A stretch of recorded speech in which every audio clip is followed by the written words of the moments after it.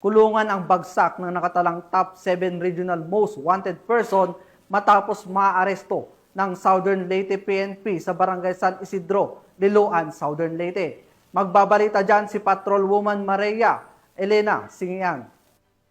Ng mga autoridad ang tinaguriang top 7 regional most wanted person na may kasong acts of lasciviousness at rape matapos mahuli sa Barangay San Isidro, Liloan, Southern Leyte. Bandang alas 3:55 ng hapon nang maaresto ang akusado ng mga tauhan ng Liloan Municipal Police Station kasama ang Southern Leyte Provincial Intelligence Unit sa bisa ng warrant of arrest para sa kasong acts of lasciviousness na may nerekomendang piyansa na 180,000 pesos para sa pansamantalang kalayaan at para sa kasong rape na walang inirekomendang piyansa.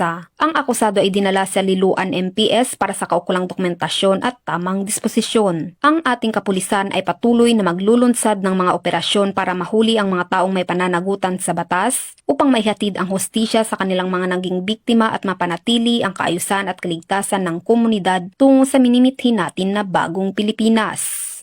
Mula dito sa Police Regional Office 8, ako ang inyong PNN Correspondent, Patrolwoman Singian. Alagad ng batas, tagataguyod ng balitang pulis.